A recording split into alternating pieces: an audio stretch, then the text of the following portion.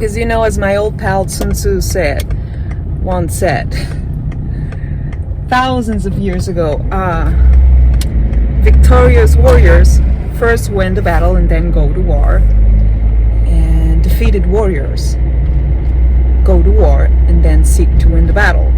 Now, which one do you think I am? If you've been here for a while. Good morning, everyone. Hello.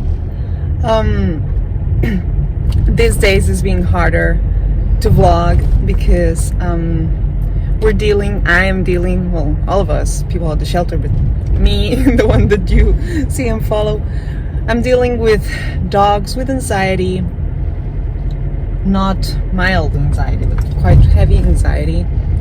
And so whenever I go to the shelter, it's not like I have stopped going, it's just whenever I go to the shelter, they require my full attention. Hence, I cannot be taking out my phone, filming, vlogging. I have to be fully focused on that. And this is why it's becoming impossible to film. And no, I mean, I have to focus on that. Having said that, I'm going there. I'm going there to pay them a visit, and we're gonna spend some time together, and then we're gonna go on a hike and do everything that you see and you don't see me do, work with them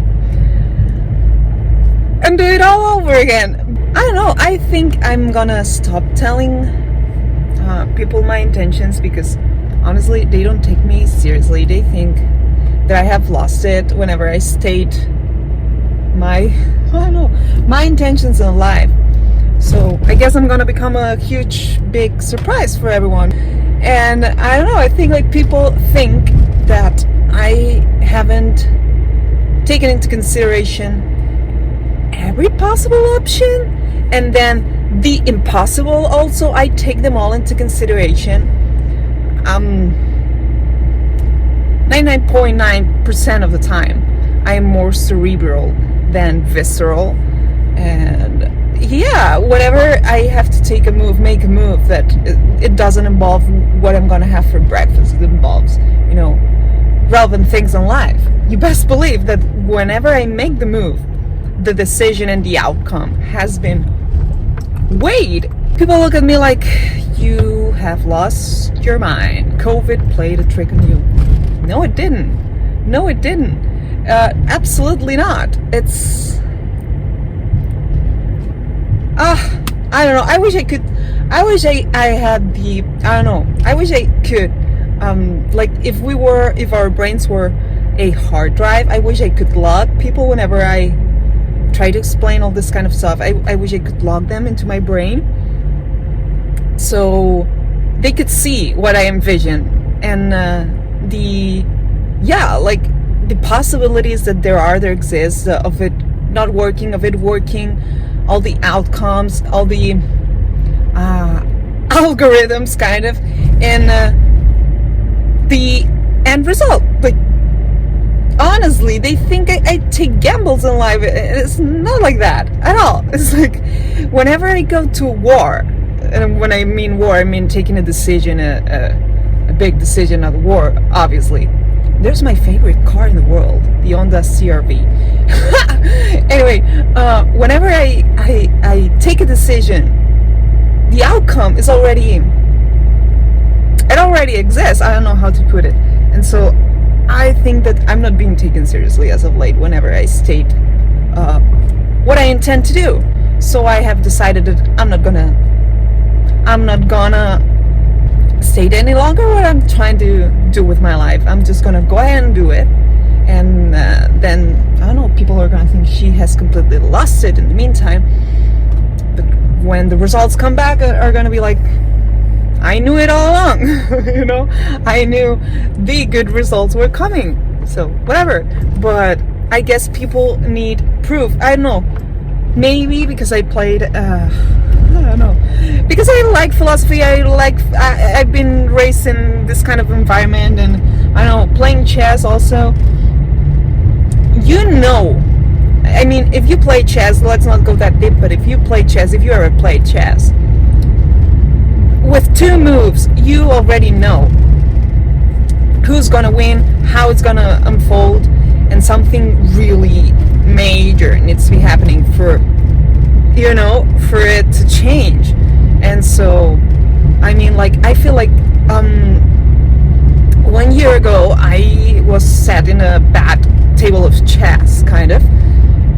And so I couldn't see the outcome, and so I got defeated. So what I did, instead of, playing without calculating all the possible moves, I sat back and I was like, Lena, just be yourself. Envision all the possible moves, all the possible outcomes. Envision it all, and then go ahead and make your next move in life.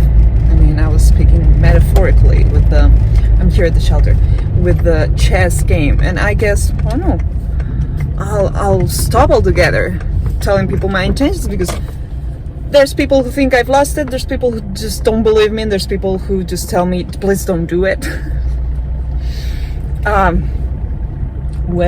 Anyway, so I'm here today, as I'm filming this. It's a Sunday, and yeah, I'm waiting. So I didn't tell you I'm waiting. It's not like I mean, I could vlog for a little bit, but I'm waiting for another volunteer. She's gonna come and help also, and this is great news, because in doing so, because we are dealing with 2 dogs with anxiety, in doing so, I feel like I'm not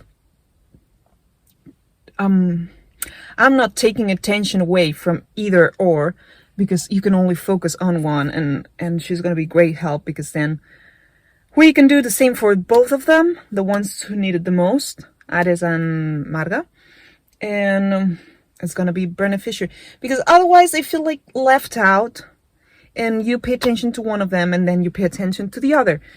But whenever you're paying attention to one, the other feels left out no matter what. They cannot understand, like, you're next. And but this is gonna be good. In the meantime, while I'm waiting for her, we're gonna be exercising in there. They're gonna be exercising in there. Maybe me a little bit, sniffling around, relaxing. It's very, very good. I cannot state that enough. How important it is to make dogs work their sense of scent. And as I'm saying that, I'm seeing that it's really windy outside. Even though it's May 2nd, happy Mother's Day to all the moms out there. It's cold, you guys, it's cold. Again, at this point, I don't know if I'm living in Spain any longer, or if I'm living in Sweden. Maybe. I don't know. Honestly, I was watching earlier this morning a documentary of life in Sweden, and I thought, well, it's not that different. You know how I always say I like sunshine? Well, I mean, it's cold and dreary in here either way. Anyway, and having said all that, these are very, very, very quiet days. They say that by May 9th, the state of alarm is going to come to an end in Spain. But then the judges of each autonomous community are going to decide our fate. So I feel like the restrictions are going to keep on going. I also have a nephew that I haven't met yet because of the same reasons. And I kind of dread, instead of, going to the hospital and meet the newborn, as we all do, I kind of dread that by the time I'm going to see this nephew of mine, he's going to say hello back to me. And this is kind of, the sun is playing a trick on us. And this is kind of sad, but I mean, we do what we can with what's given to us. And these are real stories, COVID time stories. And yeah, many things have been going on. We had a relative who passed away in a quite tragic way. But I mean, what can you do? There was not one single thing that anyone could do. And man, she's gone. She's gone forever. So all in all, just saying that is that Sometimes we think that we have all the time in the world, and the truth is that we really don't. And sometimes people fool around or whatever, or just I don't know. Take me. Sometimes I just procrastinate through the day by doing not much at all, especially on my leisure time. And then you think, but tomorrow is never granted. And if tomorrow you were not here any longer, would you say your life would have been fulfilling, happy? Would you have left this earth having said everything that you need to say to everyone that you need to say it? Tomorrow's never granted, and this makes you think. Like the other week, past week, when was it? 1 week or two ago, I watched again because they uploaded it here on Netflix. I almost had forgotten about that film, and I was crazy about that film when they released it at the cinemas. Interstellar, and there's this quote that Dr. Brand said that I'm gonna paraphrase because I don't remember it like verbatim. That is like, we're scientists, whatever. I'm not afraid of that because we're scientists. The only thing that scares me is time. I feel like that a lot. Like that resonated. I related so much with that. I'm not a scientist, well, know that. But I am not afraid of death because I don't think death is the beginning nor the end. But that's for a whole nother video. But if there is one thing that scares me, it's time, because time, like energy, is not created, it's never created nor destroyed, it just transmutes. We all know that. But the time in this reality that we're living in, like it or not, we're in this reality. And time in here is finite. And we are just granted a certain amount of time. And you wake up one day and you think like, oh my God, I spent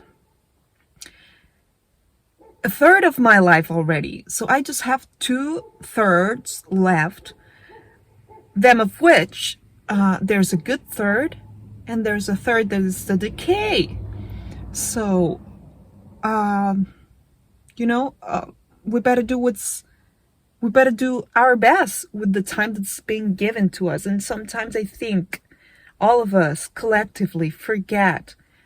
We get trapped in the moment, in the here and now, and we forget that we don't have all the time in the world, and that it's not about seize the day and live as if you were going to die tomorrow, as James Dean once put it, but get off of your emotions, kind of, and really calculate how you envision your life, how you want to live, what do you hope for, what do you wish for, and take a route and go for it, because the outcome might be grand or not. I mean, there are the odds. Like, I don't want to get too deep, because then I would get way too deep into that. But what's for sure is that time, it's always running against us, and that is a given. If anything, if we have one thing for sure, it's that,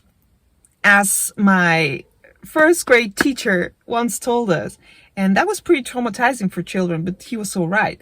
The moment that you get born, you start dying. And that's the truth. And every second that we spend here is a second that we're losing of our lives. So I think I want to make the best of it. That's not to say to live as if I was going to die tomorrow, but that means to take a path. And I think this is because I'm more at peace now, but I think that the most unsettling thing in life is not having a clear vision in mind of what you envision your life to be. And that is unsettling, and that gets you anxious. But once you have made up your mind and you know what you want, how you envision it, and the steps that need to be happening for that to happen. It's a very soothing, calming feeling because it's like it's a ship that's going on a shipwreck, like, or no direction, no compass. But if you have a compass, take this. We're in the woods, like, since I'm in the woods. We're in the woods, we get lost, and you can walk in circles trying to find a route. But what if you have a compass that it points north, you know? And so you know that by walking in that direction, you're going to end up somewhere, you know, because you have taken a route, a direction. And I feel like I'm more at ease in life because I have made up my mind in a way. And so it's like, just go for it. You know what you want, what you expect. Now you just need to go for it. And this is so calming and relaxing. This girl, we were talking the other day, she was like, our lives have changed so much, because she also lived in Barcelona, like I did, and she was like, do you remember when we were all dressed and we would, you know, seek for this and that and trends, and how much life has changed after COVID? And I was like, you best believe it. One of the things that have changed a lot is like your values and what you live for and what you hope for. And the most important things in life, money cannot buy. And it only depends on you ultimately. And while this might be terrifying for some, to me it's ultimately soothing, because it's like, I don't need to run that rat race, the capitalism inflicted upon us, kind of. I know my place, I know my way, and I'm going for it. And I don't know. The pursuit of happiness, this vlog should be named. Anyway, I'm off to see them. I hear them barking.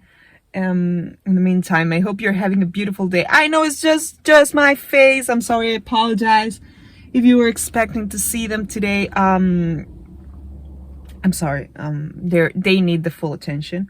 In the meantime, I just want to tell you, this is long enough, 31 minutes, that as per usual, I love you. See you. Bye.